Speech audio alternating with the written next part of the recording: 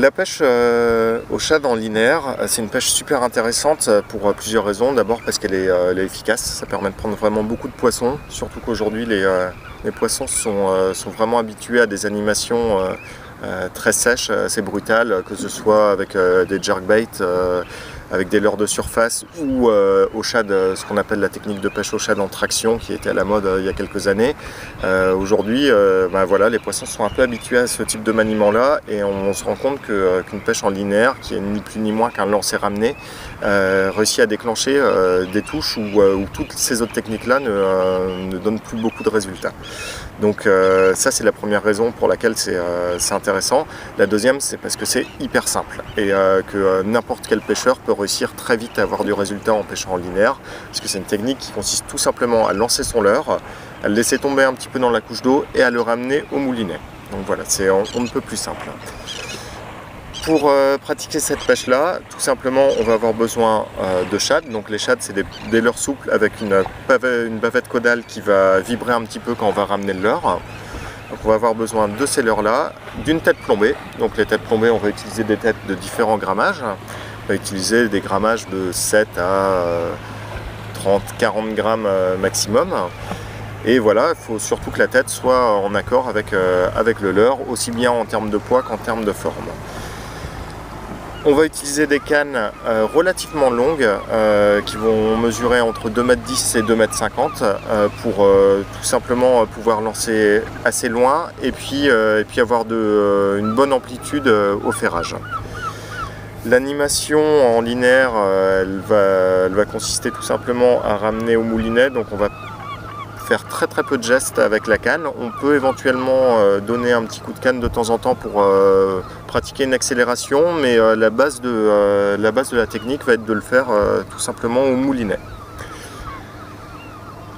Les zones qu'on va cibler sur ces pêches-là, c'est des zones où on va avoir entre 2 mètres et une vingtaine de mètres de profondeur.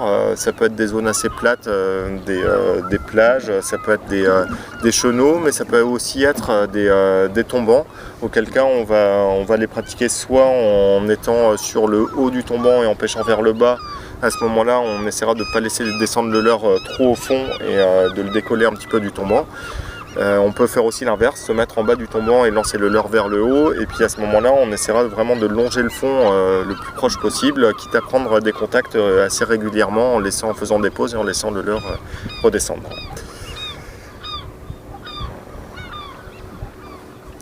Alors s'il y a 3 leurres que je dois vous conseiller pour ces pêches-là, c'est assez simple pour moi parce qu'il y en a 3 vraiment que j'utilise beaucoup plus que les autres. Il y en a un en particulier qui est un incontournable, c'est le One Up Shad de Sawamura. Alors c'est un leurre qui existe dans différentes tailles. Nous, ce qui va nous intéresser, c'est les tailles qui vont du 4 au 7 pouces, donc 4, 5, 6 et 7 pouces, ce qui correspond à des tailles qui font entre 10 et 17,5 cm.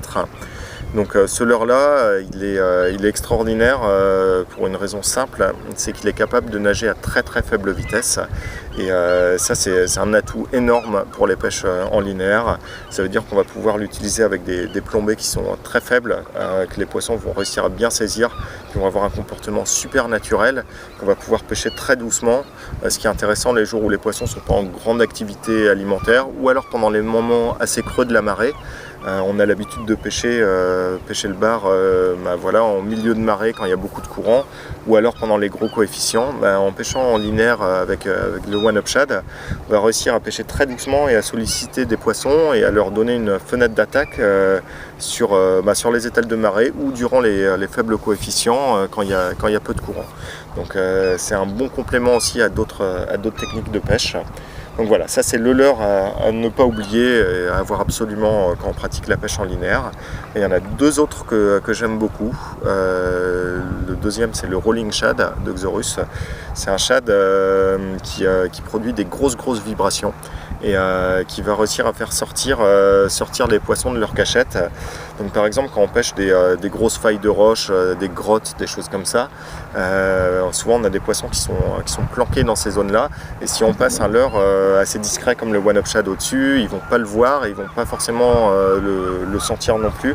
Donc ils peuvent très bien, on peut passer à 2,2 m et ils peuvent ne pas le détecter et puis ne pas bouger. En pêchant en rolling shad dans ces zones-là, on va produire une grosse vibration et ça va permettre de faire sortir ce type de poisson-là et puis de réussir à prendre ces poissons qui sont souvent des gros poissons. On va réussir aussi à pêcher des zones, des grands herbiers de laminaires par exemple, dans lesquels les poissons n'ont pas une grosse visibilité, et en pêchant rolling shad comme ça on va faire sortir assez facilement les poissons. La contrainte de ce leurre-là, c'est qu'il va falloir utiliser des plombées plus importantes vraiment pour lancer les vibrations. Donc voilà, il va falloir plomber vraiment plus fort que sur du one-up shad. Le troisième leurre que je vous conseille, c'est le petit frère du rolling shad, c'est le Sayuri shad qui a le même type de texture. La grosse différence, c'est qu'il a une forme allongée, en fait une forme de lançon. Donc on va l'utiliser tout simplement quand les barres sont en train de taper sur du lançon. Ce qui arrive quand même assez régulièrement, donc il faut absolument avoir un leurre de ce type là dans sa boîte, et puis le Sayuri c'est la référence en la matière, donc il ne faut vraiment pas se priver de ce leurre qui existe dans de nombreux coloris et puis dans des tailles vraiment variées qui va nous permettre de nous adapter à la taille de la nourriture du moment. Alors pour ce qui est des couleurs des leurres, moi il y a trois bases que je trouve incontournables. C'est le blanc. C'est pas une couleur que j'utilise pourtant beaucoup, mais c'est vrai que dans certaines situations de faible luminosité ou d'eau un petit peu chargée quand il y a un vent qui brasse un petit peu l'eau, ou alors qu'on pêche à proximité d'un estuaire avec un gros apport d'eau douce et qu'on a des eaux assez chargées, le blanc s'en sort très très bien. Et puis il y a des jours, même avec des ciels sombres comme ça aussi, où il est très intéressant. Et les deux autres couleurs, c'est des grands classiques, c'est le dos bleu et le dos vert, voilà, qui correspondent tout simplement aux couleurs habituelles de la nourriture du bar, que ce soit du lançon, de la sardine ou du sprat. Voilà, c'est donc un dos vert, un dos bleu et un leurre blanc. Là vous avez les trois bases pour aller pêcher le bar en linéaire.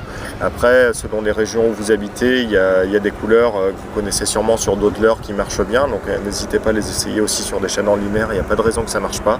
Mais vraiment, si vous voulez pêcher un petit peu partout en France et avoir des valeurs sûres, dos bleu, dos vert et blanc, et là vous serez tranquille.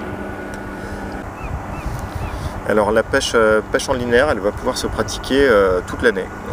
Il n'y a pas de conditions de température d'eau, de moment de l'année où la pratiquer. On va pouvoir attaquer dès avril, dès qu'on recommence à pêcher le bar, et puis on va finir à peu près en octobre, novembre ou décembre selon les régions, et puis les mouvements des poissons. Donc ce qui est important, c'est que voilà, en janvier, en février et en mars, on va laisser les bars se reproduire, mais c'est une technique qui marche tout au long de l'année, donc vraiment n'hésitez pas à l'utiliser, et comme je le disais, surtout à l'utiliser quand les courants sont pas trop forts et que les autres techniques trouvent un petit peu leurs limites. La pêche en linéaire, ça permet souvent de s'en sortir dans ces moments-là, ou dans les conditions comme aujourd'hui, là où on a un temps super clair, une eau transparente, un coefficient de 40, donc très peu de courant, et on arrive pourtant à prendre des poissons en pêchant en linéaire. Donc c'est quelque chose, je pense que tout pêcheur de bar au leurre se doit de maîtriser s'il veut être assez complet dans ces techniques de pêche. Et puis voilà, et pour conclure, je rappelle que c'est une pêche très très très simple, et je pense en particulier aux débutants. Je sais qu'il y en a beaucoup qui regardent nos vidéos sur la chaîne YouTube. Là, vraiment, il y a énormément de techniques de pêche pour pêcher le bar. Il n'y en a pas beaucoup qui sont aussi simples que celle-là. Pour commencer et réussir à prendre régulièrement des poissons, n'hésitez vraiment pas, c'est simple comme bonjour. Voilà. Je pense qu'on a fait le tour.